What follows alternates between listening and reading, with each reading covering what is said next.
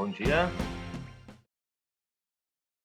Gabriel, Júlia, Bruna, Bom dia, senhor. Isa, opa, Joãozinho, os dois João, né? Edu, Marina, Dia. Yasmin, Eduardo, está toda a raça aí, né? Marina, Gui. Vamos lá, vamos começar, gente. Quando está ligando meu outro computador aqui, ele está muito lento, eu estou usando um recurso do celular improvisado aqui, tá? Não é nem o meu deu pouco. Mas quando abrir o meu computador, eu vou partir para ali para projetar um material para vocês. Enquanto isso, a gente vai ganhando tempo, tá? O que é importante? A gente vai fazer uma retomada, então, e avançar para encerrar Aristóteles e se despedir dos gregos definitivamente, e assim a gente abarcar 38% da prova, né? Direta e indiretamente falando.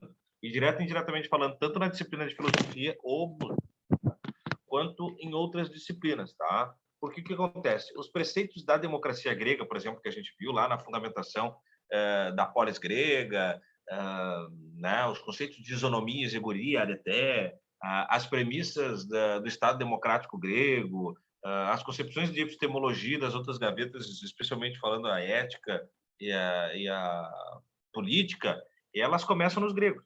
E elas influenciam tudo que a gente vai estudar daqui para diante no ramo da filosofia, e ela nos calça aí para argumentos de entendimento de lógica de vida e mundo para redação, ela nos dá repertório cultural para entendimento de aspecto histórico, né? Vocês podem perceber que se perpassa o nosso estudo muitas vezes com o que o Marcito deu na sala de aula, certamente, durante vários momentos vocês perceberam ali, quando eu falei de Clístenes, de Solon, de Dracon, né?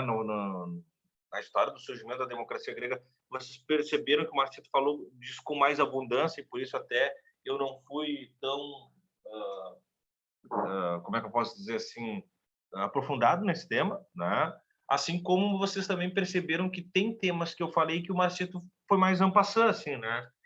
E falando em en passant, o en passant, né, com perdão do trocadilho, ele também traz para a gente aspectos geográficos que vocês vão ver se conectam com a disciplina de filosofia, e especialmente sociologia. Então, a gente segue avançando o conteúdo, quando chegar ali em sociologia, vocês vão perceber que a geopolítica do en passant, ela o tempo inteiro vai aparecer na minha disciplina, né? Então, é isso que é importante que vocês tomem, até porque alguns de vocês ali no que a gente trocou uma ideia, especialmente o pessoal que não está acostumado com a tessitura da prova do Enem, quando a gente trocou uma ideia sobre o simulado, dizia assim, Sor, tem questões que eu tive dificuldade de entender se era filosofia, ou se era sociologia, ou se era história, ou se era geografia, e isso é completamente natural, não é uma falta de qualidade no teu manuseio para a prova, é porque justamente a prova se propõe a ter esse perfil.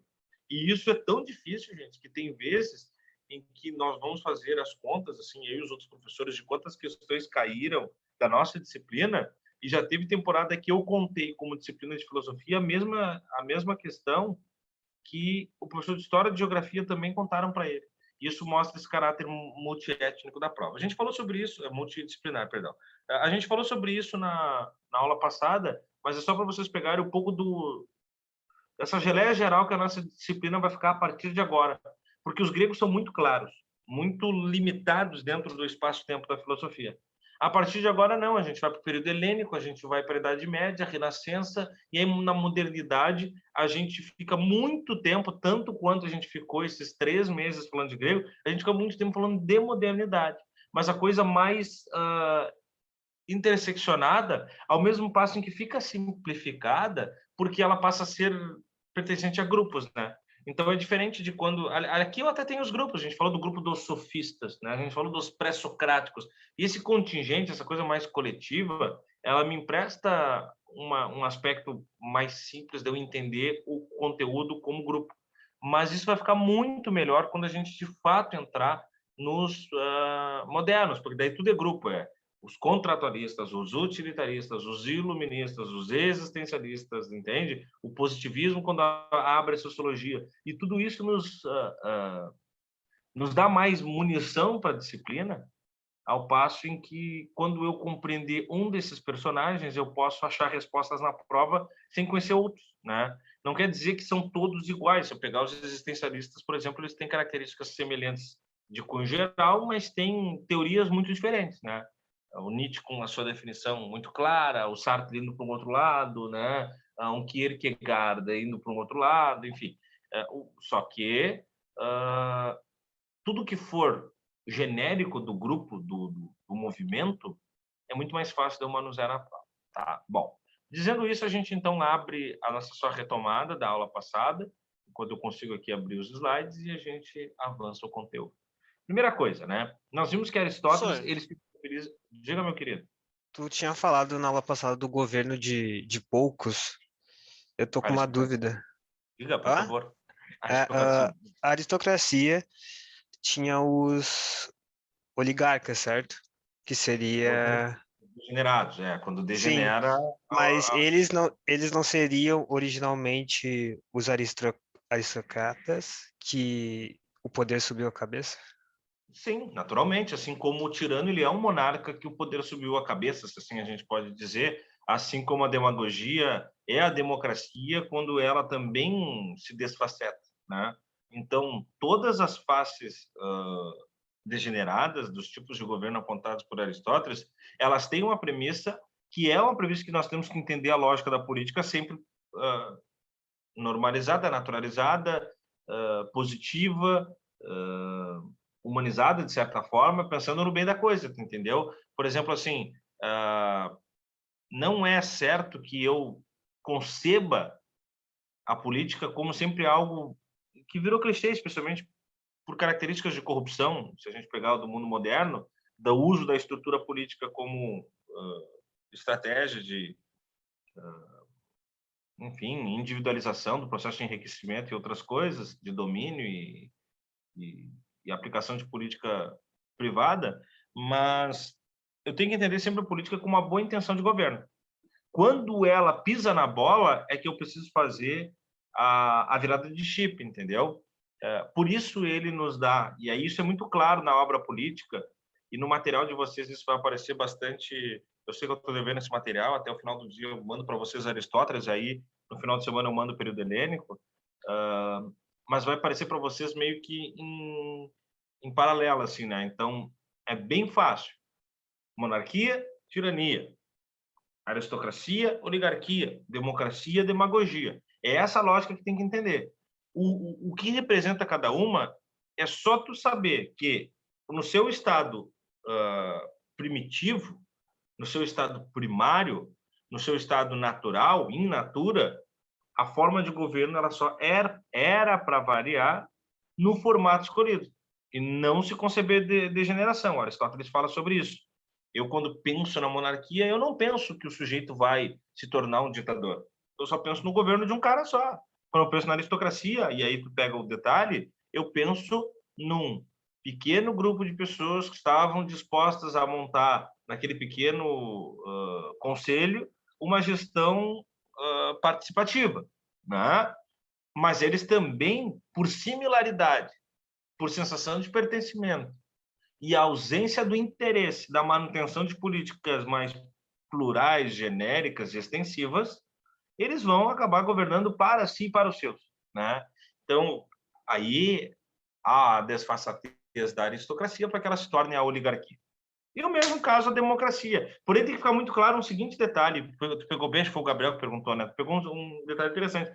De todos esses, a aristocracia e a democracia e a monarquia, que eram os modelos preferidos de Platão e Aristóteles, veja bem, Platão não tinha interesse na democracia, se desestimulou com a democracia quando da execução de Sócrates, entendendo que o espaço democrático não era justo, porque levava a condenação de um homem teoricamente inocente, e Aristóteles, muito influenciado pelo Platão, Maria vai com as outras, ele também, porém ele virava um pouco, né? O Platão, a gente viu na República, era mais monárquico, né? Já o Aristóteles é mais aristocrático, né? Os dois variam quase que na mesma medida, mas se precisasse escolher, teria esse rompimento com a democracia, cada um indo para um lado. Aí, a partir disso, a democracia é a que menos se degenera, ela mais é incapaz. Isso é importante que se entenda, gente. A democracia dificilmente aquela coisa de ela prometer uma coisa e não entregar e isso a torna demagógica, não quer dizer que é por intenção da democracia, é por uma falta de aplicação dela. é por incapacidade, tá? Não por incoerência. E isso faz a democracia muito frágil, inclusive hoje no mundo moderno, né? Onde nós já vemos uma virada muito aguda para as autocracias, né? O Estado autocrático, que vai ser tema quando a gente entrar em sociologia, entender a política do mundo moderno e as relações de geopolítica e política econômica, o mundo europeu é um mundo autocrático, porque não mais percebe, como é que eu posso dizer assim, funcionalidade na democracia. Mas isso é tema ali para frente para a gente não embaçar muito, tá? Porque a partir de agora, quando eu terminar o Aristóteles, a gente vai entrar numa coisa muito metafísica dos helênicos, tá? Então eu não quero ficar batendo muito na política com vocês, porque a gente vai dar uma viajada legal a partir de agora, tá? Só deixa eu terminar o Aristóteles, e eu confesso para vocês, meu material ainda está abrindo, em instantes ele vai abrir, mas a gente viu com Aristóteles, então, aluno mais notável de Platão, ao mesmo passo que o aluno que mais rejeitava Platão. Quando eu digo rejeitar, não é no sentido de não o querer, é no sentido de as teorias não batem. Ó, eu consegui abrir meu coisa ali. Eu vou sair desse aqui e vou entrar pelo outro, tá? Um minuto, eu tô voltando aí, só para a gente conseguir rodar o material. Instante só.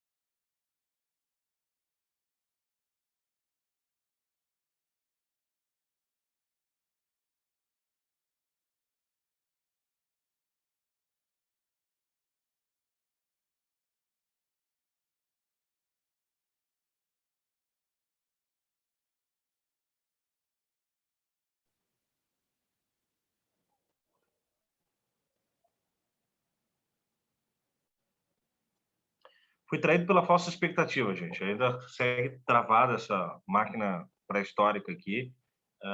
E para a gente não perder muito tempo, eu continuo e daqui a pouco a gente vai para ali. Tá? Então, agora eu vou tentar abrir só o material ali e continuo na aula daqui.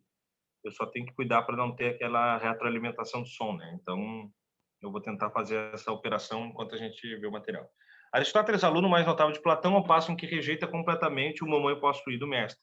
Isso era a fórmula mais, como é que eu posso dizer, talvez lógica, né? Que é uma estrutura que ele cria, mas a forma mais lógica para conseguir superar o mestre, porque todos os demais alunos históricos de Platão mantiveram o desdobramento das teorias de Platão. E isso não dá a espontaneidade da filosofia de, na contradição de si mesma, produzir um novo caminho, né? E a filosofia precisa disso, assim como a ciência precisa disso. E a ciência é a filha mais notável da filosofia. A gente viu, né, diversos ramos que surgem da natureza filosófica, como a economia, a própria sociologia que se desdobra, as ciências como a física, a matemática, a química e a botânica / biologia, o direito, a psicologia. Então, tudo isso que se abre da filosofia tem a ciência como o caminho que mais imita esse recurso da espontaneidade da contradição gerar um produto novo. E Aristóteles fez isso com muita primazia. Ele foi muito feliz no refuto a Platão porque o fundamentava, né? Não é simplesmente dizer não concordo com o mestre. Não concordo com o caminho é esse. E ao trazer um novo caminho, o fazia com qualidade. posso tentar, Pablo, mas para que tu transmita para mim, eu preciso conseguir te mandar o slide de qualquer maneira. E o meu computador ele simplesmente tá travado, velho. Tá travado, tá? Eu tô na caça de um novo computador aí, novas ferramentas para qualificar essa operação, tá? Mas eu vou conseguir. Platão entendia a teoria das ideias como seu grande carro-chefe. Aristóteles rasgou o protocolo da teoria das ideias e disse que tudo era intelecto. Que não tem dois universos em paralelo, em que um captura um mundo aparente, o outro vai para o mundo ideal e há um simulacro da recepção. Não. É tudo bosta teórica. O negócio é o seguinte: o mundo é empírico. São 5 sentidos: tato, olfato, visão, paladar e audição. Captura as informações do mundo e passa isso direto para o intelecto.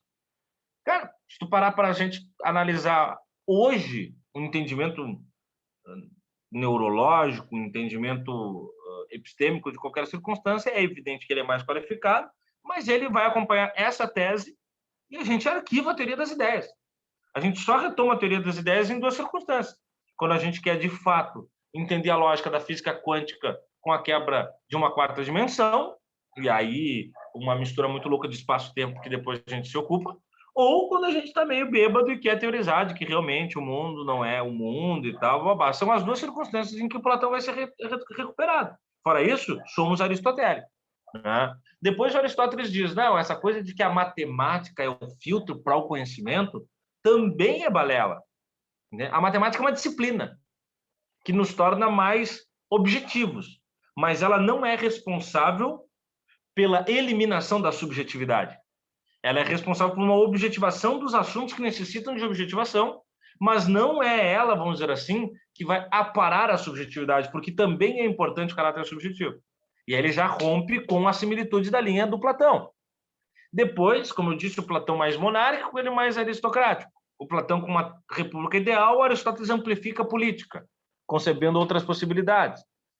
Aristóteles na defesa pelo povo de humanas, totalmente, Marina, ao passo em que ainda ele é o primeiro botânico, ou seja, o primeiro biólogo, um grande economista, que até hoje os caras usam os termos aristotélicos, e um baita matemático e físico. Ainda assim, ele é muito mais miçangas e riponga do que o Platão, tá? Que dizia, né, na sua academia, não são bem-vindos aqueles que não dominam a matemática. O Aristóteles dizia, não, dane-se a matemática. Ó, consegui abrir o outro áudio aqui. Peraí que eu tô...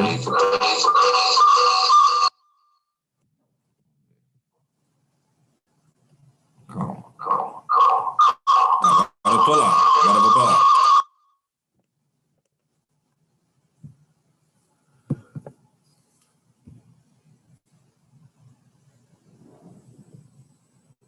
Agora eu cheguei. Agora tá bonito.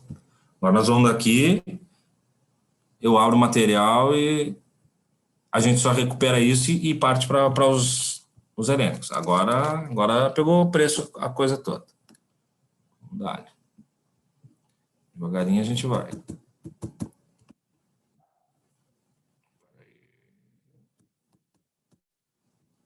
Aparecendo para vocês aí?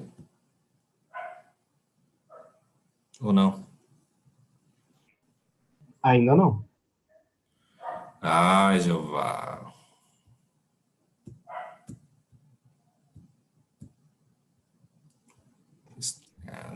Agora está aparecendo. Opa, muito bom. Tá, mas aqui a gente ainda está em Platão. Cadê o Aristóteles? Esse filho da puta não está aqui. Onde é que eu botei ele? Tá, eu vou procurando, enquanto isso a gente continua. Bom, aí ele, ao passo em que o Platão nos sugeriu uma república ideal, e ele é muito restritivo quando nos dá quase que um roteiro da sociedade ideal para se viver, o Aristóteles diz, não é por aí que a banda toca. Tem que existir a permissividade para que o povo entenda as características de povo e com isso conceba uma política que precisa de dois eixos necessariamente coletivos. O primeiro deles é se entender como um animal político. E aí aquela premissa de prova a fuga, eu falei para vocês na aula passada, o tempo inteiro cai, que é o conceito do animal político. Nós somos mais do que racionais sociais, somos políticos. Depois a justa medida. A manutenção e o zelo pelo equilíbrio das tuas virtudes e da tua compatibilidade com elas, para que nisso tu desdobre a tua melhor versão para a sociedade, né? Tu entregar a tua melhor versão na busca de uma palavrinha que é a eudaimonia, e aí essa vocês têm que tomar muita nota, porque ela passa agora para o nosso próximo conteúdo com muita força, que é a busca pela felicidade, e que ela vem no atendimento de si e do coletivo. Você não será feliz se não entregar algo para o grupo, e você não será feliz se só entregar algo para o grupo, mas não conseguir catapultar em ti a tua qualidade de vida, o teu bem-estar, né? E aí o Aristóteles vê que a política é o caminho para isso. A partir do momento em que a política é, anote essas duas palavras, condição e complemento da vida individual. Condição e complemento. Quando é que a política é a condição e complemento? Na ausência de uma ou de outra circunstância. Tá? E por isso todo o aparato que o mundo moderno vai estruturar com base em Aristóteles, quando Montesquieu, por exemplo, secciona os poderes, com o executivo, legislativo e depois o judiciário, né? Que tem o caráter de polícia de poder, mas a partir do momento em que isso é condição e complemento da vida individual, né? Cada um operando numa função para dar motorização para a tua vida privada e as tuas liberdades individuais, e a gente vai ver depois o surgimento do protoliberalismo com John Locke, o desenvolvimento disso do Adam Smith, e depois os modernos dando vazão para isso, ao mesmo passo em que nos permeia a qualidade e a capacidade da convivência e da vida pública partilhada. Tá? Então, Aristóteles percebe que a política é condição e complemento da vida pública, da vida individual. Bom, por fim, o Aristóteles nos chegou ao final da aula nos apresentando a teoria de 4 causas. Aí eu, não mais o miçangueiro, Marina, mas aí sim o físico que olha o mundo e entende que o mundo é uma máquina. E isso, por exemplo, o René Descartes vai roubar do Aristóteles. Quer dizer, o René Descartes rouba isso do Galileu Galilei. Mas o Galileu Galilei só é Galileu Galilei porque desafiou Aristóteles. E é isso que eu digo para vocês, o quanto é importante que a filosofia se retroalimente na negação, né? A polaridade negativa é que vai fazer com que ela se desenvolva. Quando Galileu Galilei, Giordano Bruno, Nicolau Copérnico e essa turma toda são colocadas no Index Prohibitorum Librorum, são colocadas no banco da Santa Inquisição da Igreja Católica, não é simplesmente por oferecerem aspectos teóricos e até práticos de física e de matemática e de entendimento científico do mundo que não o criacionismo. Não é só isso. É porque as suas teses não acompanhavam o ritmo de Aristóteles. E a Igreja Católica, naquele momento, tinha abraçado Aristóteles como seu grande mentor. Olha que engraçado. A igreja usa Platão e Aristóteles como cabo eleitoral, né? Mas isso a gente vai ver depois também. Estou só chegando lá. Porque o Galileu, por exemplo, não concorda com a teoria de 4 causas. Ao passo que o São Tomás de Aquino concordava. Tanto que ele desenvolve a teoria de 5 vias, que é um Ctrl-C, Ctrl-V da teoria de 4 causas, só que com um recorte divinal, tentando provar a existência de Deus. É mais ou menos assim, Deus existe, eu posso provar, usarei a tese de Aristóteles sobre o mundo físico para justificar o mundo não físico, ou metafísico, se vocês preferirem. E é legal, porque o São Tomás de Aquino nos imbrica na falta de diálogo diante da existência de Deus. Mesmo o mais ateu, agnóstico, o mais cientificista, quando ele se depara com a teoria de 5 vias do Aquino, ele fica completamente refém na falta... O próprio Neil deGrasse Tyson, né? Que é o físico quântico moderno, pós-moderno mais relevante do momento e tal, ou mesmo Carl Sagan, quando tinha suas teorias de física, diziam, no quarto escuro em que a ciência não chega, lá se ocupam as coisas da não ciência. Ou seja, é Deus, né? Quando eu não tenho resposta para as coisas, é Deus. É aquela tese que eu falei para vocês, o axioma máximo aquele, na hora da morte não existe ateu, né? E na hora que a barata voa não existe hétero. São as duas grandes premissas que nós temos que entender para o comportamento humano. Aí o Aristóteles, então, olha o mundo e diz, são 5 sentidos capturando, mas eu, com tato, fato, visão, paladar e audição, estou enxergando tudo ao meu derredor, e daqui eu percebo que as coisas se transformam, começam em matéria, estas matérias catapultadas por forma, se desenvolvem na eficiência e chegam na finalidade. Tá? Eu tenho tudo isso no material, se eu não conseguir até o final da aula, vocês só vão anotando, depois está o material para os taradinhos visual aí conseguir ver e aí parece que aprendeu, né? Porque tem aquela coisa aristotélica, né? De que alguns de vocês sentem-se não aprendendo se não visualizam, tá? Então, mas aí depois da aula já vai estar. Bom, tudo tem matéria, tudo tem forma, tudo pode e deve passar pela eficiência para chegar na finalidade. Matéria é o começo da individualização do objeto. Forma é o processo final da individualização do objeto. Todos nós temos a mesma matéria, somos feitos, compostos da mesma matéria, né? Carne, osso, sangue, aquela coisa toda. O que nos difere é a forma. Quando eu olho Guilherme, eu reconheço Guilherme. Quando eu olho Marina, eu reconheço Marina. Não os confundo por mesma forma. O mesmo vale para uma cadeira. Eu estou aqui sentado numa cadeira branca, de plástico, com pés de madeira, mas tem uma cadeira preta, estofada, não sei o que, babá. Aí vem a eficiência, que é a capacidade de transformação. Eu disse cadeira de plástico. Coitada, né, Guilherme? Especialmente se fosse parecida contigo, né? Mas tudo bem, ela tem essa sorte. Ela tem essa sorte. E aí é o universo randômico, e a gente, se voltar lá para os átomos, na visão do Demócrito, vai entender que a Marina teve, vamos dizer assim, uma estrutura atômica mais sugestiva do que a tua, né? Porque uma reorganização atômica, tu poderia ter sido parecido com ela, ou com o Leonardo DiCaprio, ou tu poderia ter sido uma girafa, né? Na visão democritiana era isso, né? É só a organização, tessitura e ordenamento dos átomos, tá? Então, isso acaba salvando uns e prejudicando outros. É mais ou menos por aí. Guilherme, é mais ou menos assim, né? Mais ou menos assim. A gente vai chegar ali de outra forma de entender isso já, e tu vai ver que a preguiça é um pecado, tá? Mas tudo bem. Vamos voltar pro Aristóteles. Quando eu falo de cadeira, eu pergunto para vocês, qual é a função da cadeira? Agora a parte da aula de vocês.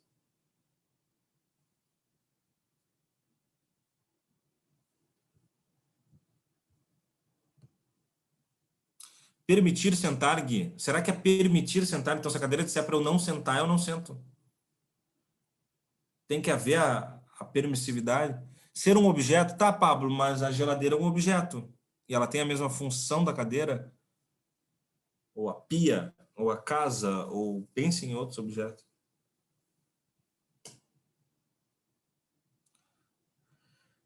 Dá para sentar na geladeira? É para sentar, mas dá para sentar em qualquer lugar, tipo a mesa. Gabriel, dá para sentar em qualquer lugar, mas não é de bom tom, né? Vamos lá, tu sentaria em cima da mesa?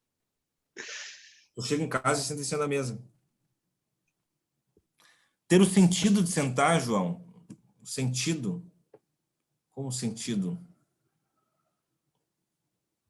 Eu gosto que vocês vão buscando, assim, uma série de divagações filosóficas, e ela é bem simples. Dar sustentação, Bianca. Bom, o meu corpo se sustenta no equilíbrio e a manutenção das minhas pernas, assim como o teu. Então, as tuas pernas têm a mesma função da cadeira. Então, sente-se sobre as pernas. Não sei se é dar sustentação. O pé direito da casa dá sustentação da casa. E eu não sento nas pilastras da casa. No caso de apoio, então, Bianca, tu está me dizendo que a função da cadeira é apoio.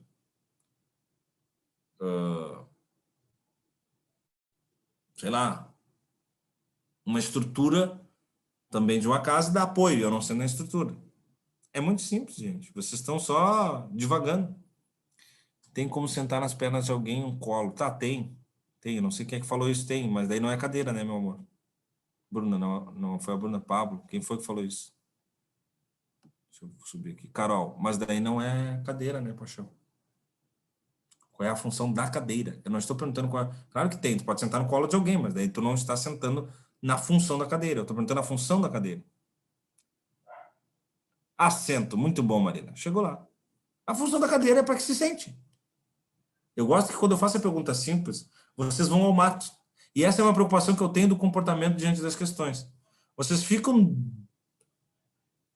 deliberando com a questão quando ela está sendo bastante objetiva. 2016, o Enem pergunta o que é isonomia. E aí tu não precisa, para entender o que é semântico, tu não precisa discutir com a prova. Falei para vocês, ou a gente ouviu sobre isso ou a gente nunca ouviu. Se a gente ouviu, a gente busca a resposta que mais se parece com a definição daquilo que a gente sabe. Se a gente nunca ouviu, tem que abrir a palavra, brincar de axioma, brincar de prefixo e sufixo e dissecar a palavra. Iso igual, nomia, nomus, lei, isonomia, igualdade de leis. Está ali a resposta, pum. Então não precisa ficar debruçado ali, com o crânio na mão, e ser ou não ser, eis a questão, e não sei o quê, pipipipopopó. Não, o papel da cadeira é sentar, cacete. É simples. O papel da cadeira é sentar. Bianca, e essa subjetividade, que é premissa nossa do pessoal de humanas, ela é o pior vício de uma prova. O pior vício. Alguns de vocês tiveram dificuldade de desempenhar na prova simulada a redação, justamente pela subjetividade. Porque se o objetivo, tu faz a fatia da estrutura textual, introdução, desenvolvimento 1, 2, a finalização de conclusão, tu busca algumas mecanizações passadas pelos professores de redação e tu aplica o texto, fatiou, passou. A nossa subjetividade tenta colocar uma tese de doutorado dentro de um simples texto de Enem, que pode ficar simplório. Aliás, desculpe, simplório não. Simplificado. Simplório não. Simplificado. Não vai fazer texto simplório. Se fizer texto simplório e alguém te perguntar, tu estudou no unificado, no universitário, não foi comigo. Não quero aluno simplório. Simples é uma coisa. O simples bem feito me serve. Simplório é pobre. Alguns de vocês, inclusive, têm que puxar a orelha. Me entregaram redação aí com meia dúzia de linha. Vão se afumentar, né? Vão produzir. Você está produzindo não de escalada industrial, mas com qualidade. Sou de exatas, mas quero ver meu desempenho na redação. Pablo, não pega essa de que a exatas, ela inviabiliza o cara que tem esse perfil mais lógico, objetivo, silógico, que ela inviabiliza o teu desempenho. Pelo contrário, ela te... Cara, assim, é mais fácil tu sendo de exatas conseguir entender a logística de uma prova do que o contrário. Tá? Mesmo uma prova do Enem, com a sua abundância textual, para quem gosta de ler. Porque daí tu sendo de exatas, tu faz o mapeamento e o entendimento da questão. É diferente, eu estou falando de questão, não de desempenho acadêmico, por exemplo. Né? A relação com uma prova vestibular ou de concurso, ela tem especificidades. E que daí, sim, esse entendimento silógico ele é mais fácil. É isso, Pablo. E é isso que tu está falando que o Aristóteles fala. E aí, por isso, ele mata o Platão na arrancada. Assim. Mas vamos lá. A cadeira é feita para sentar. E aí, a Marina resolveu toda essa maçaroca de conceitos que vocês estavam criando aí. Bem simples. A cadeira é feita para sentar. Qual é o papel da casa?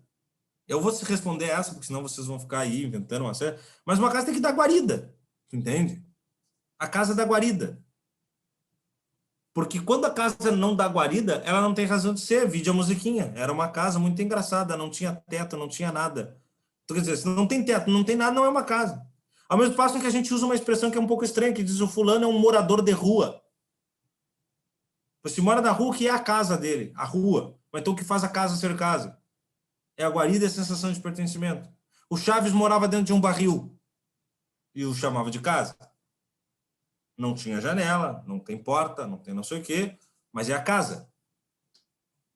A gente diz que o quero-quero fez a sua casa na árvore.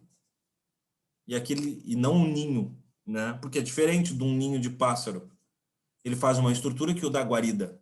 Não só é uma pista de pouso como um ninho e uma manutenção ali familiar, como dá guarida. O papel da casa é dar guarida. Por isso que você pode se sentir em casa em lugares que não são, inclusive, a sua casa. Porque aí vem a sensação de pertencimento da guarida. Né? Por isso que você pode dizer que se sente em casa com pessoas, porque pessoas nos passam sensação de guarida, ou podem passar, etc, etc, etc. Por que eu estou usando esses exemplos? A gente poderia passar aqui uma vida falando de tantos outros. Porque o Aristóteles está muito preocupado com a função das coisas. As coisas são a sua psique. E aí, por psique, alma, do grego. E a alma das coisas está naquilo que ela se propõe. Não adianta eu fazer uma cadeira que não dê para sentar. Então, se tu for construir uma cadeira e não botar assento nessa cadeira, vocês já viram uma cadeira sem assento? Está toda a estrutura metálica em volta ali, mas não tem ali onde bota a bunda ali? Ela não funciona para nada. Ela não é uma cadeira. Ao passo que se eu pegar uma caixa de madeira da feira, virar ela de lado e sentar nela, e aí alguns de vocês falaram, isso pode sentar, pode ser. Sim, se eu sentar numa caixa, e a partir de agora, meio dama e vagabundo, assim, aquilo não vai ser mais um carretel e vai ser uma mesa, aquilo não vai ser mais uma caixa, vai ser um banco, eu passo a chamar aquilo não mais de caixa e sim de cadeira. Esta é a minha cadeira, porque a coisa está na função dela.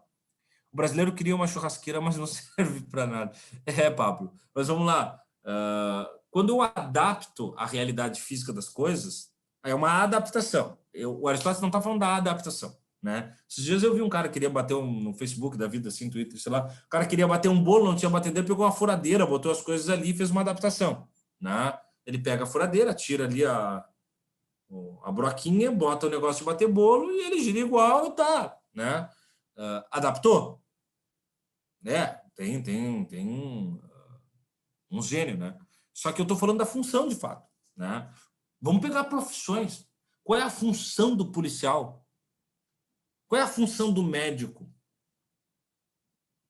Quando tu consegue me dar a resposta que melhor se aproxima, de fato, da função, tu encontrou a essência daquela carreira, daquele ofício. Se tu encontrou a essência do ofício, ele vai nortear deontologicamente, por isso Aristóteles é o primeiro deontólogo, a gente já falou de deontologia, já falou de teleologia, deonto, dever, logia, estudo, estudos, deveres, né? Dentro do caráter deontológico, a premissa da função. Aí a pergunta que eu faço para vocês, e aí vocês não me respondam, por favor, porque senão aí não é mais aula de filosofia, é divã de psicologia, qual é a função do ser humano?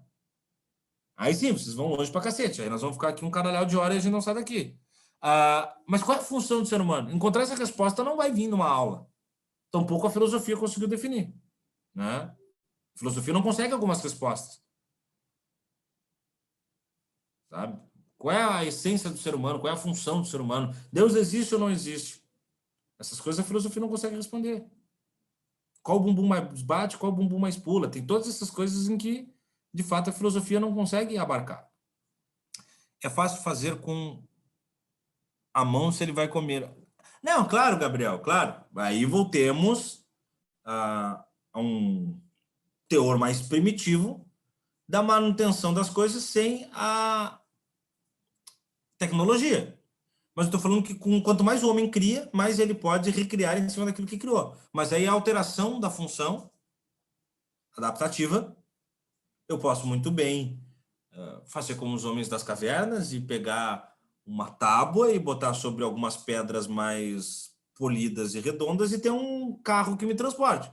Como eu posso andar de bicicleta, como eu posso comprar uma moto, como eu posso comprar uma Kawasaki Ninja, que é mais do que uma moto, tu entende? Como eu posso comprar um monociclo agora que eu fico em pé e saio andando sobre rodas, e como eu posso não sei o quê. Só que daí nós estamos falando do desenvolvimento tecnológico para adaptar a realidade existente. Aí vem a locomotiva do tempo, e aí vem o materialismo dialético histórico do Marx, e a gente explode, tá? Mas uma coisa é uma coisa, outra coisa é outra coisa. Mas ele fazer isso seria algo irracional, não? O que seria irracional? Ele bater o bolo? Não, circunstância e adaptabilidade. A gente viu no caso de explorador de caverna que os caras comeram uns aos outros. Isso seria irracional. Mas a temperatura e pressão não está em estado normal.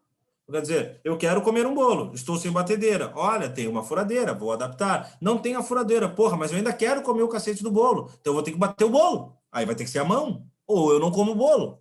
Então são circunstâncias. A circunstancialidade também emprega a atuação humana diante das coisas. Por isso a ciência se desenvolve. Senão ela não se desenvolveria. O que é a aceleração da busca de uma vacina para combater o coronavírus? Ou se faz isso, ou se dizima a humanidade. Então é a circunstância que impõe a necessidade objetiva de encontrar uma solução.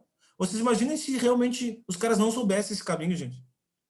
Porra, eu não sei como combate esse vírus, não tem como saber, eu não sei se é vírus, eu não sei o que é, e aí nós ficamos rodando até que vai morrer todo mundo. Mas aí temperatura e pressão anormal, necessidade obrigando atuação, desenvolvimento científico-tecnológico, tá? Mas não é disso que o Aristóteles está falando, ele está falando das coisas mais simplificadas. Tudo tem forma, tudo tem matéria, tudo tem forma, tudo passa pela sua eficiência, e essa eficiência pode ser transformada. Aí vem o objetivo da aula passada, que foi onde a gente parou, e aí a gente arranca. Vamos brincar de fazer uma estátua de mármore, tá? Eu pego um bloco de mármore, pense num bloco de mármore, ele está quadrado, um bloco de mármore, tá? Ele é um bloco de mármore. Ele não era um bloco de mármore. Ele era um mármore no seu estado primário, e eu depurei de modo que ele ficou quadradinho, um bloquinho de mármore, ok? Eu já transformei a natureza daquele mármore, agora eu tenho um bloco de mármore. Tanto que eu não digo que tenho mármore, eu tenho uma porra de um bloco de mármore. Só que eu quero fazer uma estátua daquele bloco. Aí eu pergunto, agora vocês escolhem e me digam quem que vocês querem homenagear com uma estátua. Escolham. Vocês podem homenagear qualquer pessoa. Cuidado nas respostas. Dependendo, eu vou bloquear da aula. Thiago Suman, Carol. Não, vamos homenagear alguém que vale a pena ser homenageado. Uma autoridade. Uma autoridade deste plano terrestre, assim, né? Esse dia o cara me disse que queria homenagear o Thanos. Daí, porra. Aí tu não me ajuda. Embora dê, tá? Dá. Se quiser pegar um personagem, dá. Tem que ser pessoa, Yasmin? Não sei. Bill Gates, Pablo. Tá, o Pablo chegou. Ah, que específico, Pablo. Normalmente vem um jogador de futebol, um líder político, uma atriz, um ator, um cantor. O Pablo foi no Bill Gates. Tudo bem. Pablo, vamos fazer a estátua do Bill Gates. Como que tu conceberia essa estátua? O que tem que ter? Para que a pessoa que passe olhe e saiba que tu botou no centro de Porto Alegre uma estátua da porra do Bill Gates.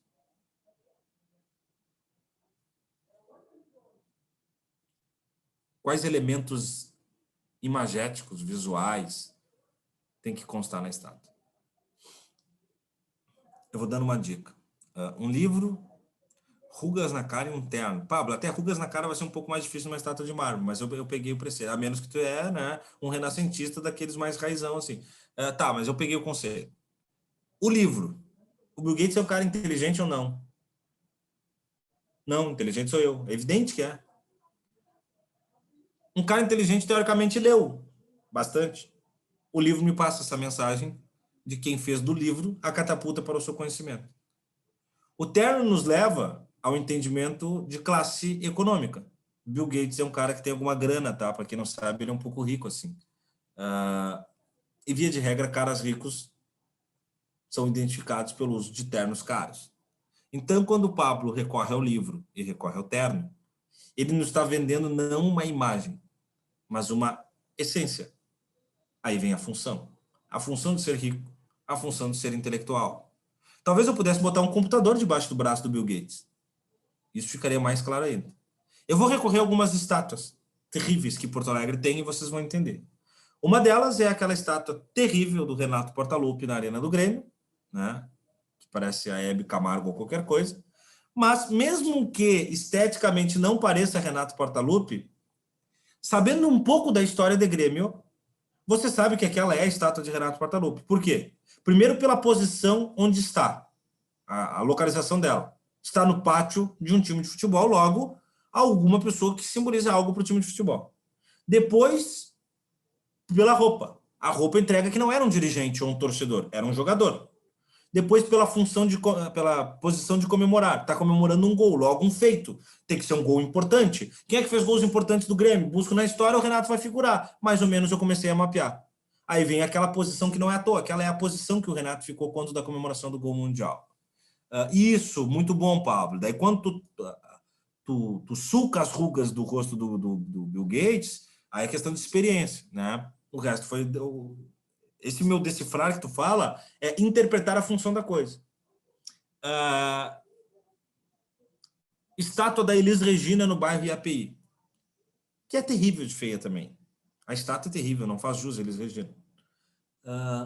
Só que se eu olhar para a história da Elis Regina, eu vou saber que ela teve uma relação muito forte com o bairro do IAPI, onde ela se criou. Aí, opa, a estátua está ali. Depois ela está com aqueles vestidinhos de chita que a Elis Regina costumava usar, com cabelinho curtinho, que notabilizou para o Brasil a figura da Pimentinha, que não usou a vida inteira aquele formato de desenho de cabelo, mas que foi naquele em que ela ganhou a sua maior fixação estética no imaginário popular. Depois eu posso botar o microfone na mão dela e isso vai começar a me vender mais um pouco de quem eu estou falando. Eu não coloquei uma caneta na mão dela. Evidentemente que ao longo da vida Elis Regina usou uma caneta e anotou qualquer coisa. Eu não coloquei um pedaço de pão na mão dela, mas ela deve ter comido pão na vida. Vocês entendem? Eu não coloquei um garfo na mão dela, eu coloquei um microfone. Como coloquei uma bola no pé do Pelé na Vila Belmiro. Porra, não precisaria colocar uma bola no pé do Pelé para saber que é o Pelé. Mas aquilo é o objeto que dá função para ele, essência. Se tu fosse desenhar enfim, desenhar ou esculpir um professor, talvez tu faça ele com um jaleco, ou com uma régua, ou com um quadro, ou, enfim, tu vai pegar elementos que deem essa função. Chegamos onde eu queria. Aí tem o busto, tu diz, né, Gabriel? O busto aí é mais difícil, eu tô pegando a estátua mesmo, porque não é a estátua que é a minha importância, é que vocês entendam que eu tinha mármore na sua forma primitiva e pura, eu depurei ele, e na lapidação eu fiz um bloco, e desse bloco eu fiz uma estátua. Ou seja, o mármore não viveu o resto da sua eternidade, porque por ser inanimado viveria para sempre, no seu formato primário. Ele passou por transformação, mas para passar por transformação eu preciso, e aí vocês anotem que já foi questão de prova, do agente eficiente. A eficiência nem sempre é dada pela natureza. Às vezes é a intercedência de um agente externo. No caso, nós, seres humanos, na maior parte das vezes. Quem consegue alterar o estado primitivo para uma outra função somos nós. Eu consigo pegar o cobre e fazer uma moeda. Eu consigo pegar rubi e fazer um anel com ouro, que poderia ser um ouro também todo troncho numa pepita, que ao lapidar eu faço, ou daqui a pouco derreter e em estado líquido eu faço o formato que eu quiser, e ali eu vou dando uma nova funcionalidade. De uma pepita de ouro eu posso fazer um anel brinco, como eu posso fazer uma corrente, como eu posso fazer uma estátua, como eu posso fazer uma bancada de uma pia. O Saddam Hussein tinha pia de ouro, não é qualquer um, mas dá para fazer, né? Então eu peguei o ouro e dei uma outra função para ele. A gente vai ver depois, numa pira hermenêutica do Weber, do Max Weber, sobre a função do papel moeda, do papel, do dinheiro. Se vocês pararem para ver, é papel. Mas eu não te dou folha de ofício da Chamequinho e tu vai no mercado e compra as coisas. Ao passo que se eu te der uma nota de R$50, tu não sai fazendo a redação em cima dela. É papel da mesma forma, mas a função é diferente. Aquilo que se destina. E aí, quando eu estou falando isso, não é para vocês entenderem estátua ou a função de uma cadeira, é para entender a função das pessoas em sociedade. Para que tu tá nessa parada? Qual é a tua função aqui? E isso ajuda agora, nessa reflexão, muitos de vocês a se colocarem no divã sobre os vestibulares que vocês querem, os cursos. O que tu quer fazer, de fato, para a tua vida e para a vida de outrem? E para isso entender qual curso tu vai buscar. Se aquilo alimenta essa resposta.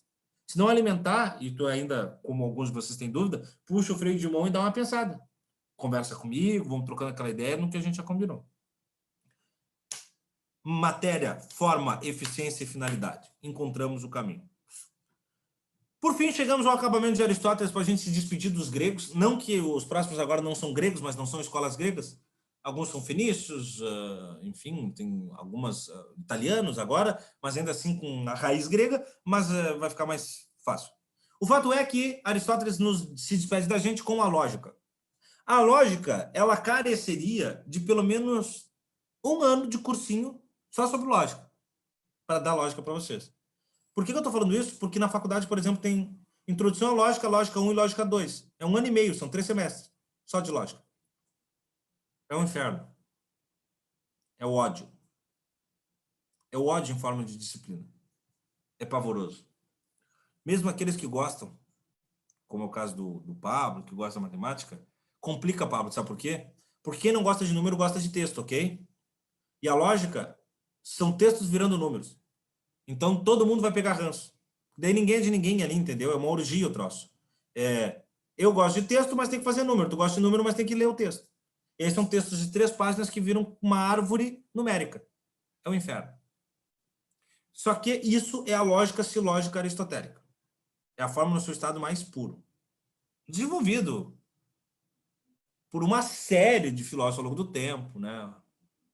Popper, o próprio Descartes, enfim, a gente poderia ficar dias aqui. Pascal, entre outros. Só que isso não cai na prova. E essa é a boa notícia. Complicado, porque se não entender, o professor vai falar, mas isso é lógico. Pablo, isso rolava muito assim, porque de fato o cara falava e tem coisas lógicas que tu não pega, tem umas sacadinhas ali que tu não pega, e aí tu passa aulas inteiras, tinham aulas, só para tu ter uma ideia, nessa época da faculdade tinham aulas que a gente ficava tipo da 1h30 às 4h30 da tarde resolvendo um exercício de lógica. Chegava no final, estava errado. E ninguém da turma tinha acertado. E o professor olha para ti e diz, mas é elementar? Aí, pô, quando o professor diz que é elementar, velho, e tu não entendeu aquela merda, tu te sente um imbecil. Mas onde é que foi que eu errei? E aí tu vai ver e realmente. Tu não errou na interpretação do texto. Tu errou no desdobramento disso de um cálculo. E aí deu. Tu errou, tá errado. Aí tu pega a prova e diz assim, não, mas eu estudei para a prova, alguma coisa eu aprendi. Chegando na prova eram 2 questões. Ferrou. Se eu errar um número daquela merda ali daquele texto, é 50%. Se eu errar o outro da outra questão, deu. É 0 na prova. Não tem meio termo. A lógica não assimila meio termo. Então, a lógica no seu estado mais puro, ela não cai na prova. Caiu nos primeiros anos, depois não caiu mais. Por que não cai mais, gente? Porque o colégio não dá. Como é que o colégio vai dar algo tão complexo? Ah, senhor, mas eu estudei num colégio que dava, porque lá no Anchieta, lá no Champagnat, não fode, mano. Eu tô falando de ensino público, entendeu? Ah, não, mas eu consegui estudar no Pacheco Prats, eu consegui estudar no Julinho, eu consegui estudar no Parobé. Tá, mas tu tá falando ainda da elite do ensino público. Eu tô falando, cara, desse suco de terceiro mundo que é o ensino público do Brasil. Do boneco percorrendo 40 quilômetros a pé para estudar num canto-chão e lá, sabe, um prédio de pau a pique para ter uma aula mal e porcamente com quem estiver disponível para passar algum tipo de conhecimento. Essa régua baixa da qualidade de ensino público repuxa a exigência de muitos conteúdos. Inclusive, essa é uma crítica feita à prova do Enem, do Temer e do Bolsonaro, que fugiram muito da BNCC. Eu não acho errado que caiam conteúdos de fora da BNCC, desde que sejam questões mais pragmáticas. Que na interpretação de texto tu consiga desenvolver por ser lógico que tu é. Né? Mas, cara, quando traz Conde Sponville, como caiu na prova do primeiro ano do Bolsonaro, aliás, o Conde Sponville esteve ou estará em Porto Alegre, eu não sei, eu perdi data aí, mas ele esteve ou estará em Porto Alegre na Fronteira do Pensamento. Quer dizer, Porto Alegre não mais, porque a Fronteira do Pensamento é mais presencial, é online, né? Mas nós o receberemos no evento aí. É um puta filósofo, matemático, lógico, filha da puta, tá? Mas não caiu com a sua lógica, caiu com a sua epistemologia na prova do primeiro ano bolsonarista. Só que ele não tá no programa, gente. Tanto que teve aluno que, porra, tu não falou desse cara, como é que eu vou falar desse cara? Quando eu pego no início do ano lá, quem é que tá no programa? Quem é que não tá? Esses estão, esses não estão, então esses aqui eu não vou dar. Porque se eu tiver que te dar todos os filósofos, aí deu, acabaram as outras disciplinas. Para não dizer que não falei de flores, para não partidarizar as coisas, no 2016 da Dilma,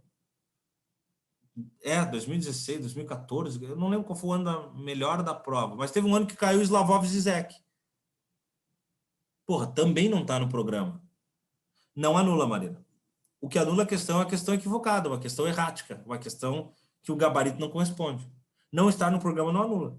Tanto que muitas vezes vocês pegam prova e dizem assim, tá, mas isso aqui a gente não estuda. E realmente, isso que vocês são a nata, o filtro, porque o cursinho expande o estudo. Tu imagina o pessoal do colégio, tá? Que não vê, talvez, 45%, 50% daquilo que está lá. Não anula a questão. O que vai anular a questão é se 2 gabaritos corresponderem a respostas corretas ou se nenhum gabarito corresponder à resposta correta. Tá? Ou se a pergunta não estiver de acordo com a resposta. Tá? Agora, se o conteúdo foi visto ou não visto, não anula. Quer dizer, pode anular, mas é mais difícil, tá? Há uma luta muito grande, especialmente na URGS, para anular a questão, por exemplo, e o Guilherme vai falar muito melhor sobre isso com vocês, quando se trata de perguntas muito subjetivas das leituras obrigatórias, saca? Tipo assim, há uma briga muito grande e a banca teima em não anular a questão, porque quando anula a questão, entrega a fragilidade da feitura da prova, né? Então, assim, já caiu perguntas muito subjetivas, mas tão subjetivas. Eu vou dar 2 casos para vocês. Milton Raton foi leitura obrigatória quando eu era aluno. 2 Irmãos era o livro dele. O Milton Raton foi fazer o vestibular, não aqui da URGS, mas em outro vestibular pelo Brasil, porque o livro dele estava no hype e tal, e ele era de leitura obrigatória. E ele fez o vestibular e ele errou a questão sobre ele. Como é que o autor do livro errou uma questão sobre si próprio? É porque nem a banca capturou a intenção dele com aquela passagem do livro, mas tonificou uma intenção que não era dele. Isso era motivo de anular a questão. E tem o caso clássico do filho do Luiz Antônio de Assis Brasil. Luiz Antônio, um dos maiores literatos que nós temos no Rio Grande do Sul. Luiz Antônio foi secretário de Cultura do Estado, é professor de letras da PUC, é um intelectual das letras, né? E o autor do Concerto Campestre, que é uma das principais obras da literatura regional, enfim, entre outros. E daqui a pouco mais, o filho dele fez o vestibular da PUC, liga para ele e diz: pai, porra, tu caiu na prova, pai. E ele: pô, legal, filho. Costuma acontecer, pai, às vezes é questão de prova. Ah, legal, pai. Tá, mas o que foi? Não, o que foi que eu errei a questão. Porra, como é que tu errou? Tu não sabia? Não, mas eu li o teu livro. E tu me falou uma coisa e a outra. A banca está dizendo outra coisa. Então, isso acontece, Marina. Esse caráter subjetivo de algumas questões é pior ainda. Tá? Na filosofia não é tanto por isso. Na filosofia o que acontece justamente é trazer autores não canônicos, né? E aí isso nos imbricaria num problema. Vamos pegar a sociologia brasileira. Se a gente estudar os canônicos na sociologia brasileira, são todos eles, ou 99% deles, comunistas, esquerdistas, progressistas. Nós estamos diante de um governo simpático ao comunismo, esquerdismo e progressismo? Logo, eles são autores completamente dispensáveis para a prova. Só que eu preciso ter a sociologia brasileira na prova. E o que isso faz? Me joga dois caminhos. Mesmo não estando no programa, eu coloco um autor que não está no programa, ou eu coloco uma pergunta genérica sem autor, que é mais fácil do que personificar. Agora, se eu buscar Darcy Ribeiro, se eu buscar Florestan Fernandes, Caio Prado Júnior, toda a nata são canhoto. Estavam na... Tem um deles que na época era, depois se engomou, mas que também não é simpático ao governo, que é o Fernando Henrique Cardoso. Né? Os outros seriam não canônicos. Eles não são autores já consagrados, mas podem cair na prova. Lógica. A lógica fica mais fácil com o material. Realmente não rolou, gente. Meu computador ainda está na coisinha aqui, na coisinha de pensar. Tá? Mas eu vou falar, quem é de anotar, anota. Quem não quiser anotar, presta atenção, que depois vai estar no material. A lógica é feita por uma escalada de premissa maior, premissa menor e conclusão. O Aristóteles percebe que na premissa maior eu jogo o generalismo do entendimento das coisas. Na premissa menor, eu afunilo isso para especificidade. Então, vamos entender alguns exemplos. Se eu falo pássaro, o que vem na cabeça de vocês? Quem responder um pássaro, eu vou mandar tomar no cu.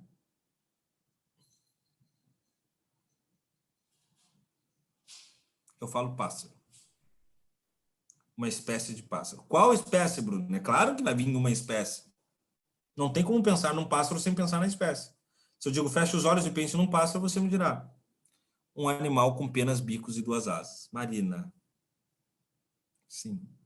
Pássaros são animais com penas, bicos e asas. Qual veio na tua cabeça, amor? Tem que ter vindo um pássaro na tua cabeça. Uma arara, Bruna. Tá. A Bruna é muito criativa, né? Ela vai na arara direto, na arara azul. Vamos, Gabriel, tu está digitando. A pombinha, cor de água de rio, Paulo. Cor de água de rio, uma pomba azul. Quer dizer, água de rio não tem cor, né, velho? Insípido, inodoro e color. Canarinho, Marina. Andorinha, Yasmin. Beija-flor, Gui. Isso, alguém falou pica-pau ali, deixa eu ver quem foi. Eu perdi. Peraí. Cadê o pica-pau? Gabriel. A pomba rola, Pablo. Isso aí. Vocês pensarem em passarinhos, diversos passarinhos, ok? Acabei de dizer, e aí uma coisa conecta na outra, que tudo tem matéria e forma.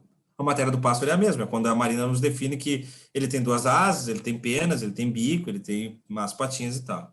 Só que um de vocês pensou na pomba rola, o outro no beija-flor, a outra na andorinha, o outro no canário, o outro no pica-pau, o outro no gavião, o outro no falcão. Vocês foram pensando em vários pássaros, que mudam de tamanho, mudam de características, mudam de forma, não de matéria. O primeiro e processo genérico é entender que pássaro é tudo isso. O segundo é afunilar. Então é isso que a lógica começa a nos fazer. Ela nos empresta a capacidade de interpretar as coisas de maneira insolúvel. É a verdade absoluta. Vamos para o clássico exemplo. Esse é clássico, ó. Vocês devem ter acompanhado muito ele no colégio, né? Eu vi no colégio, vi em cursinho e achei que a faculdade não daria ele porque ele é muito simplório, muito imbecil, mas a faculdade deu ele, então eu não me constranjo de dá-lo. Todo homem é mortal, verdadeiro ou falso? Todo homem morre. Verdadeiro? Homem, quando eu digo aqui, ser humano, né? Aí a gente exclui o Silvio Santos, a Rainha da Inglaterra, os reptilianos, todo ser humano morre, né? Então, todo homem morre, verdadeiro. Sócrates é homem, logo... Eu adoro que vocês falam com o microfone desligado. Por que não liga esse microfone? O Gabriel tem um microfone Galvão Bueno ali, fica digitando, cara. Me dá até uma raiva. O cara é todo gamer, ele não bota uma porra desse microfone para jogo, velho. Sócrates é mortal. Eu gostei, Marina. A Marina deu a resposta da prova. Pablo e Gabriel ficaram meio na resposta lógica, mas não a da prova. Tem que ser exatamente como pede, tá? Todo homem é mortal, premissa maior. Premissa menor, Sócrates é homem, logo, conclusão, Sócrates é mortal.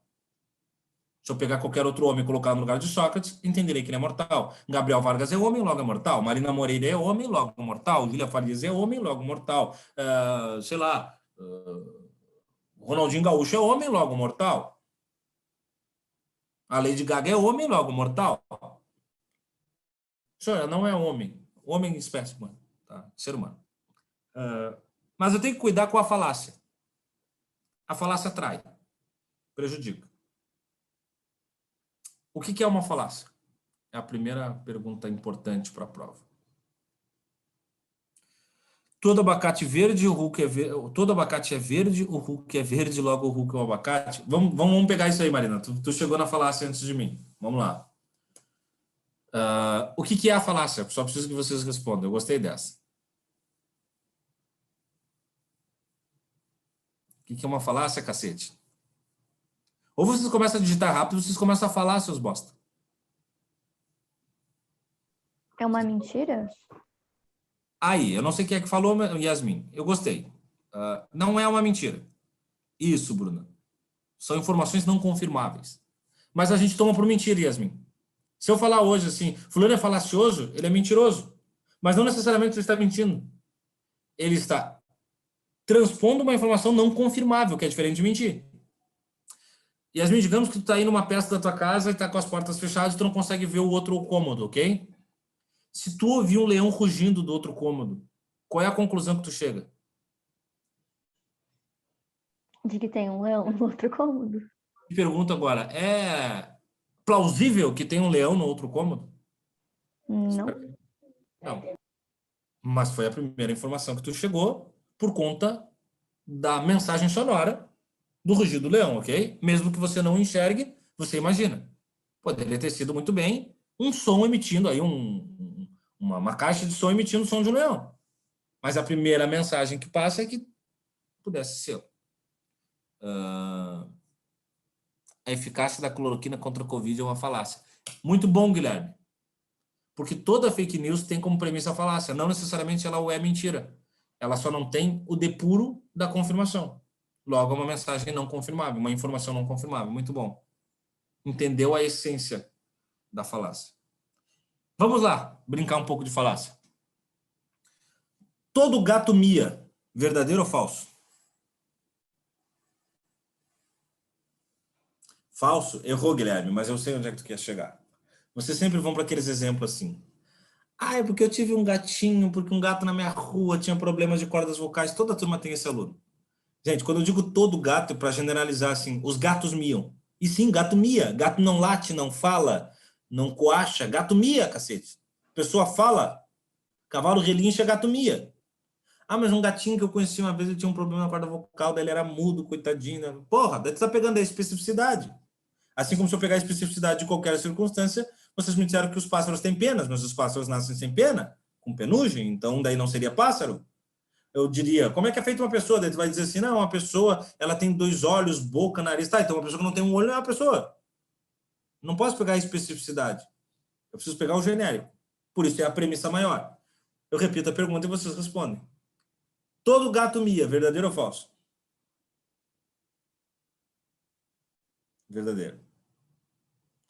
Meu namorado é um gato. Logo,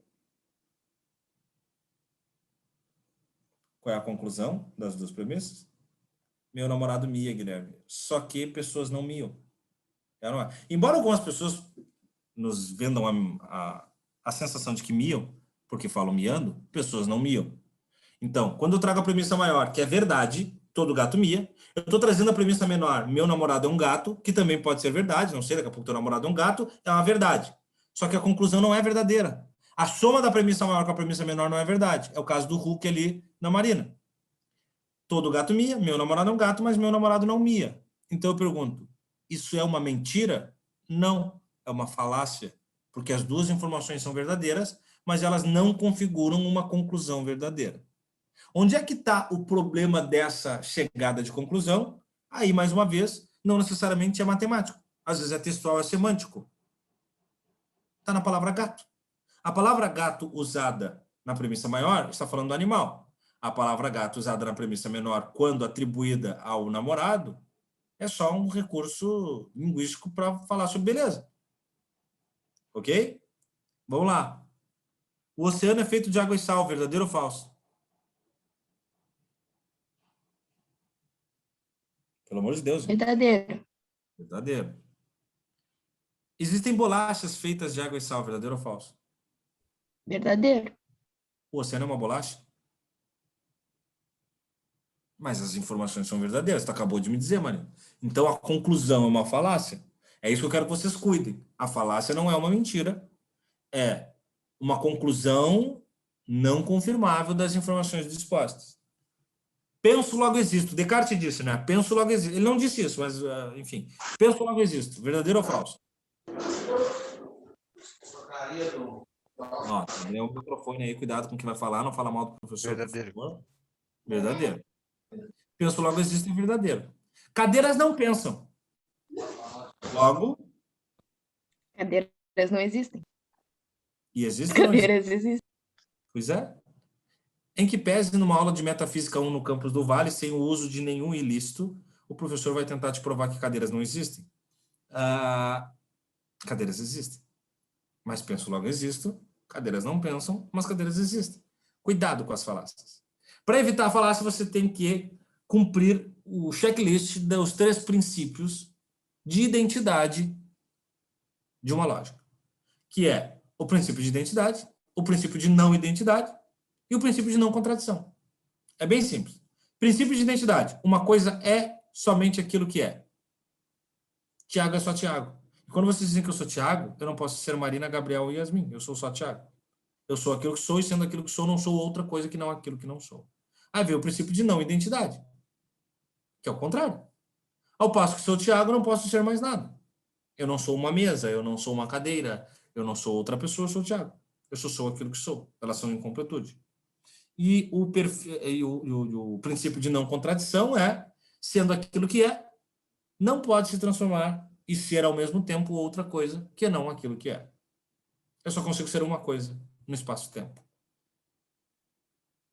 Se tu encontrar uma questão de lógica que é improvável, quase que impossível na prova, e tu lembrar desses 3 princípios, tu lê ela o tempo inteiro com essas 3 premissas e tu limpa a questão para saber se é uma lógica ou uma falácia.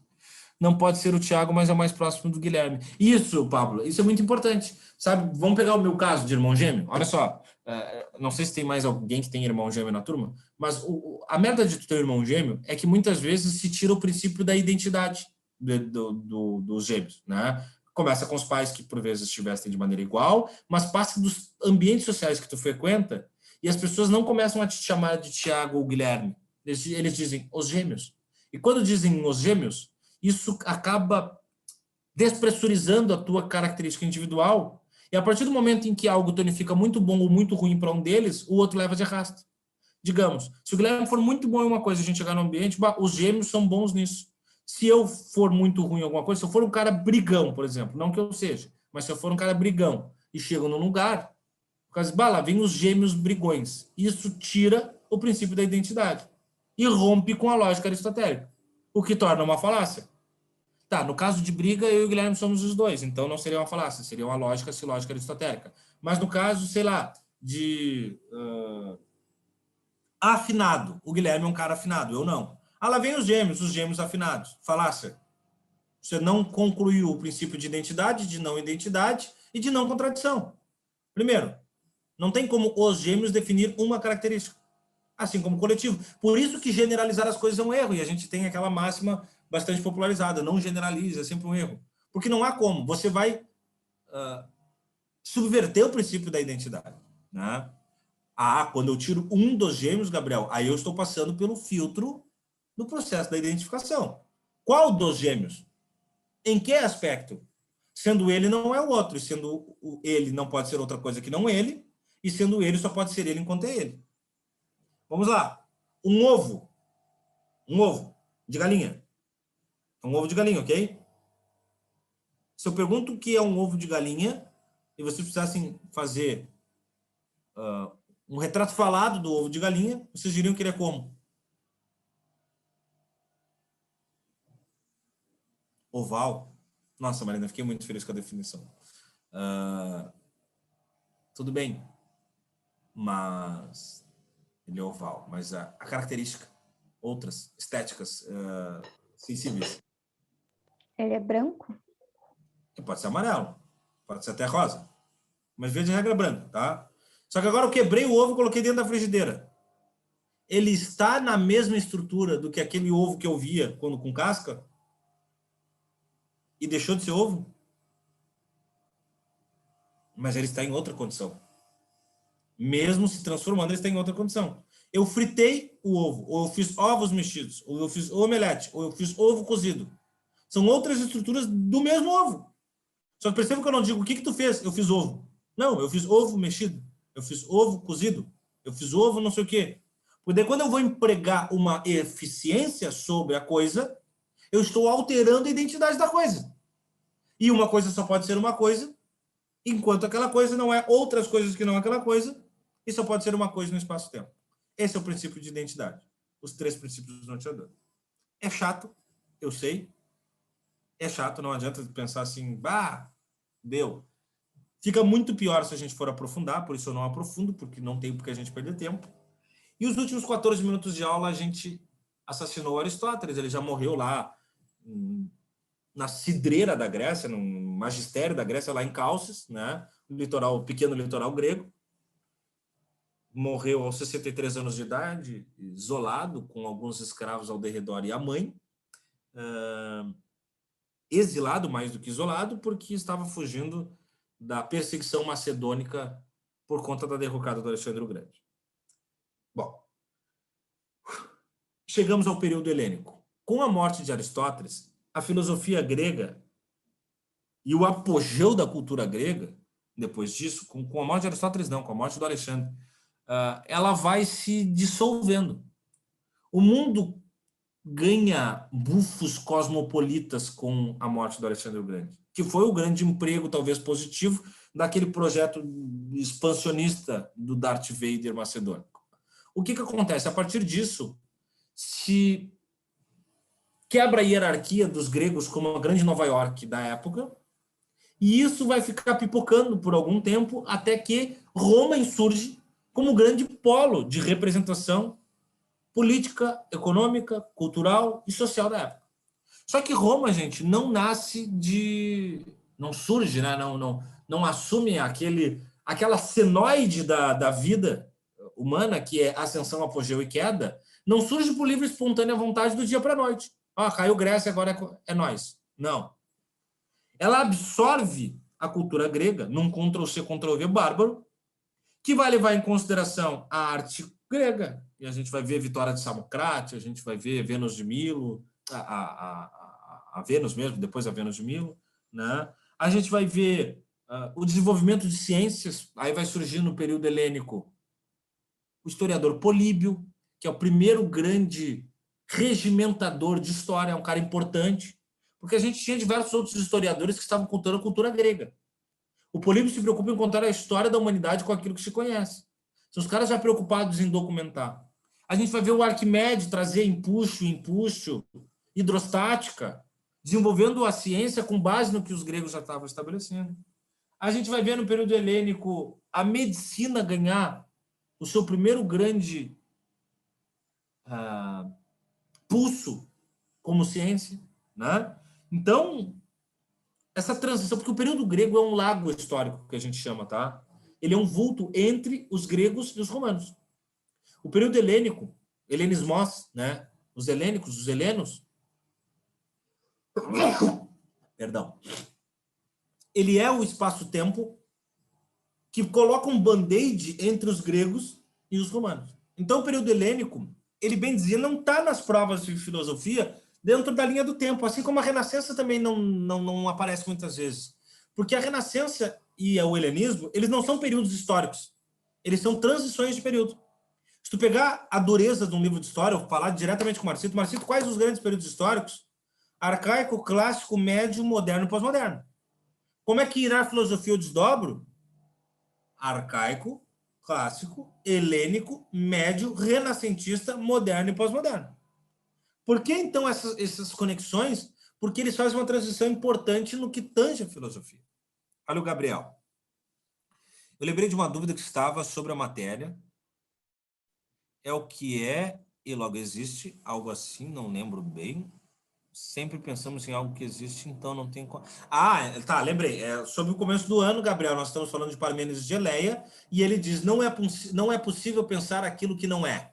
Ou seja, tudo aquilo que você concebe, seja em entendimento textural ou fantabuloso, mesmo que seja uma informação crível da realidade, ou seja, uma fantasia criada na sua cabeça, ele é o somatório de elementos já percebidos por você.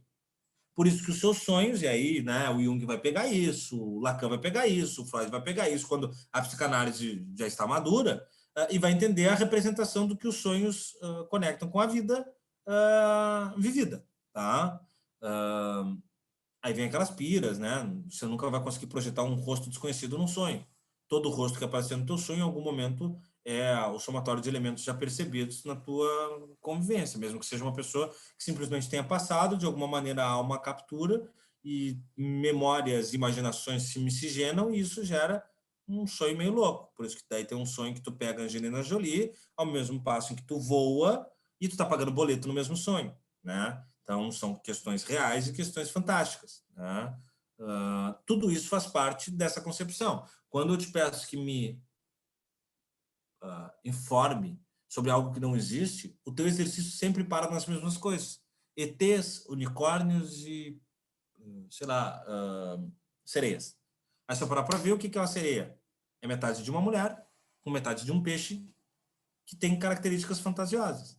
Mas mulher e peixe eu conheço, ela vive dentro da água, a água eu conheço, ela tem um canto, e canto eu conheço. O unicórnio é um cavalo, e cavalo eu conheço, ele tem um chifre na cabeça. Cavalos não tem chifre na cabeça, mesmo que o Pablo Escobar tenha tentado, não vai rolar, mas eu pego um chifre, boto na cabeça, é algo que me parece bastante ilógico, pum, tá feito. ET, se eu pegar características de qualquer ET fílmico, contado nas rodas populares, né, que vai desde o ET de Varginha ao Chupacabra, que vai, não é da época de vocês, mas vai desde o ET da Área 51 aos CTs de filme, eles sempre são carregados de elementos daquilo que já existe na natureza de alguma forma. Na concepção de um corpo, o ET Bilu, né, boa, Bruna, na concepção de um inseto somado a características que representam informações e não estéticas. Né? Os dedos longos do ET do filme do Spielberg é porque vem de longe e está me passando a ideia de uma diplomacia com a humanidade, por isso que essa longitude vem e aproxima, e por isso ele toca o dedo do cara, aquela imagem muito clássica, né? A questão de cabeça grande é porque, teoricamente, nós, nesse viralatismo humano, pensamos que se há vida lá fora, ela precisa naturalmente ser mais inteligente do que a nós, né? Mas vamos pegar uma coisa, lulas são ETs, tá? Não o Lulinha, estou falando Lula. Lula é o animal. São ETs. Por quê? Porque há uma linha científica que discorre sobre um asteroide que cai na Terra no período Triássico e traz naquele asteroide uma forma viva que se desenvolveu aqui e virou as lulas, polvos e tal. Por isso ele é tão inteligente, teoricamente, né? Porque não pertencia a essa realidade, né? Por isso que Lula tem o Lula, o povo, o povo Pou, se vocês lembrarem, né? Que era o povo que fazia as apostas de uma Copa do Mundo, que ele acertava, se deu um caráter místico, o povo, como outras. Se eu pegar border collie, um golfinho, um macaco, animais mais inteligentes, a lula é o que eu menos, ou o polvo, é o que eu menos eu conceberia com essas unidades de entendimento, né? Mas o Lula é inteligente, a Lula, né? É um ET. Entende? Mas não é um ET representado em filme. O ET representado em filme vai ter um corpo translúcido, vai ter uma divisão cerebral maior ou diferente da nossa. Ele deve ter... O sangue do ET de um filme nunca é vermelho, ou quase nunca. Ele é verde, ou ele é azul, ou ele é plasmático, ele é... enfim, amarelo, para diferenciar, para tirar o aspecto humanizado, etc, etc, etc. Mas matei a tua charada, né, Gabi?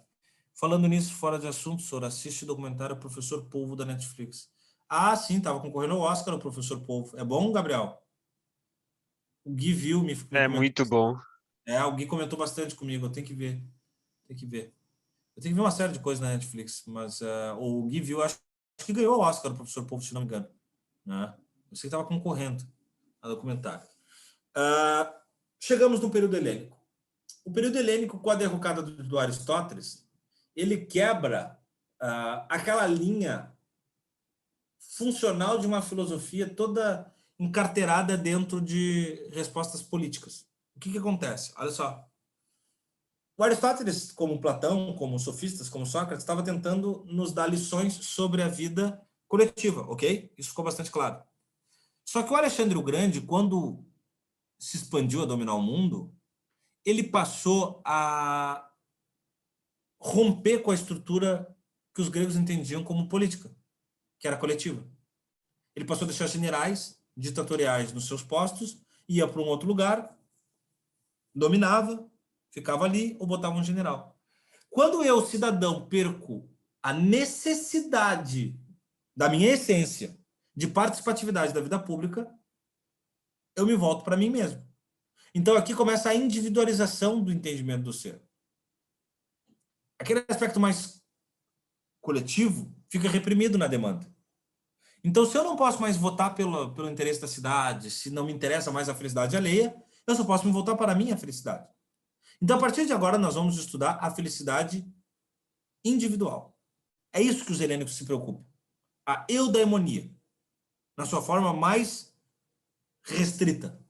É ser feliz e não fazer o outro feliz. Tá? São 4 correntes e cada uma das 4 correntes tem uma fórmula. E eu vou falar, e é blá, blá, blá, o isca sachê, e o que importa é a fórmula. Se tu não guardar nada que eu falar, mas guardar a fórmula, são 2 conceitos de cada, bem rapidinho eu vou falar aqui e depois eu desdobro, mas tipo, os estoicos, ataraxia e apateia. Os cínicos, ataraxia e autarqueia. Os epicuristas, ataraxia e aponia. E os céticos, ataraxia e a catalepsia. Aí os céticos têm uma paradinha ainda que é a antilogia epoqué, mas a catalepsia, a ataraxia e a catalepsia. Percebam que são 4 correntes e das 4 são 2 conceitos de cada. Teoricamente são 8 conceitos, ok? Errado. São 5 conceitos.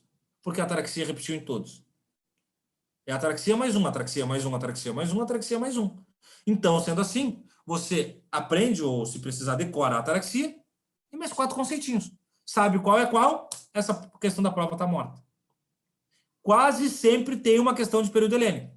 E elas ficam cambiando a corrente. Por um ano é os estoicos, outro ano é os cínicos, no outro ano é os epicuristas, no outro ano é os céticos, depois volta o estoico, repete estoico de novo, vai para cínico, aí tem epicurista, e assim vai. O último a cair foi Epicuro, de Samos. Tá? A corrente epicurista. A primeira que a gente vai abrir agora, bem no finalzinho da aula, mas só para dar o introito, é a corrente estoica, os estoicós. Lembram que quando eu mostrei para vocês a estrutura de uma ágora ateniense, eu mostrei os prédios, né? E ali tinha o buletério, o palco, ali tinha o espaço da eclésia, ali tinha o pritaneu, ali tinha a balaneia. Vocês lembram disso ou não? Mentira, não estou lembrando. Eu vi na cara da Marina que ela estava mentindo. Ela só disse que lembrou para eu seguir, mas tudo bem. Se vocês lembrarem, eu dizia que na abertura, na entrada das ágoras, existiam pórticos, ok? E esses pórticos, via de regra, eram marcados por duas grandes colunatas gregas, daquelas colunas gregas que a gente sabe das clássicas, que são dóricas, jônicas, coríntias e tal, que são todas sucadas, que o pai do Sócrates era especialista em fazer. Essas mesmas colunas que aparecem em arquiteturas características clássicas, né, muito comuns em prédios públicos, em shopping e motel, né? São os três grandes prédios arquitetônicos que mantêm esse classicismo dessas colunatas. Essas colunatas são chamadas estoas. Por isso esses caras são os estoicos, porque eles ficavam escorados na colunata, fazendo abordagem corpo a corpo. Enquanto se tem peso a perder e dinheiro a investir, não se preocupe com a vida dos outros, disse o Pablo. Quando se tem peso a perder... Pablo, eu tenho muito peso a perder, eu não tenho dinheiro a investir, mas eu tenho dinheiro a procurar. Serve? Daí eu vou atualizar essa tua frase Fabrício Carpinejar aí de para-choque de caminhão. Olha só, esses caras, eles foram muito experientes, malandros, espertos, ao passo que até hoje cursos de marketing estudam os estoicos para entender a lógica de marketing da época. A filosofia era algo restritivo, não é para o povo. O Pitágoras dizia isso quando criou o termo filosofia. Filosofia é para o clube do bolinha. O Sócrates até tentou popularizar, mas o Platão, os sofistas, o Aristóteles diziam, não. Filosofia é só para os cabeças aqui. Os estoicos dizem, não, a filosofia ela é uma doutrina que tem que se pulverizar na sociedade, porque senão ela perde a razão de ser. Então, como é que eu vou chegar em todas as pessoas se eu não tenho uma lista de transmissão no WhatsApp, eu não tenho um canal no YouTube, eu não tenho nada? Então, esses caras perceberam a seguinte estratégia, e assim eu fecho a aula. Todo mundo relevante, todo mundo que quer ser alguém ou que é alguém, tem que ir para a ágora. Então, esses caras criaram aquela abordagem meio corpo a corpo, meio fábrica de calcinha, compra ouro e vende cabelo do centro, assim, sabe? Ouro, piercing, tatuagem, aquela coisa assim. E eles ficavam escorados nas estoas, se revezando e abordando as pessoas que passavam.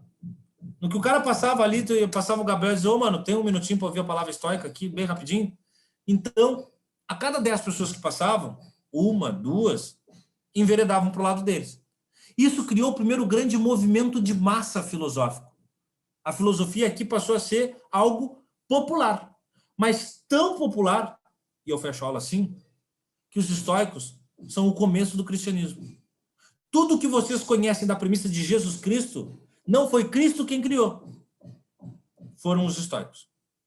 Tá? Mas esse é assunto para a aula que vem. A gente abre a corrente estoica, depois a gente vai para os cínicos, e um dos personagens mais curiosos da história da filosofia, que é Diógenes de Sinope, o homem que vivia com os cães dentro de um barril e que varava as madrugadas com uma lanterna procurando o homem justo, maluco de pedra.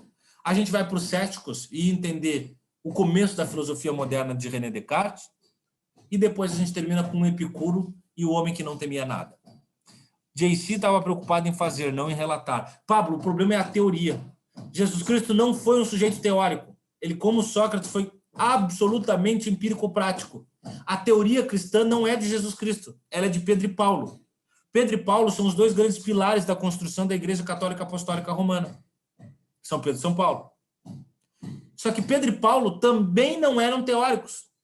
Quando do êxodo de fuga após a morte de Cristo, porque os apóstolos começaram a ser perseguidos, Pedro e Paulo foram parar numa ilhota chamada Ilha de Andrômeda, conhecida hoje como Chipre, que pertencia à Grécia, como quase tudo. E lá eles conheceram sujeitos chamados estoicos. Sentaram com esses caras e começaram a estudar a doutrina deles. Misturaram num suco de cristianismo, de prática cristã, e criaram a doutrina do cristianismo. Então é a partir daí que surge a premissa cristã. Essa é uma boa notícia antes da gente fechar a aula, porque se tu esqueceu o estoicismo na prova, mas lembrar do cristianismo, tu fica muito perto, ou senão tu fica dentro do acerto. Tá, meus amores? Fim de linha. Desculpa pelo slide, eu prometo para vocês que eu estou tentando recuperar isso, resolver. Aula que vem eu dou um jeito. Falou? Alguém tem dúvidas? Sugestões? Bom fim de Bruna. Até semana que vem, Carol. Valeu, Paulinho. Sextou, Marina. Faltou. Sextou. Para Valeu. vocês, né? Eu vou começar a trabalhar só agora. Tá? Feito. Porque até agora eu não estava trabalhando. Tava me... Tchau, senhor. Até semana que vem.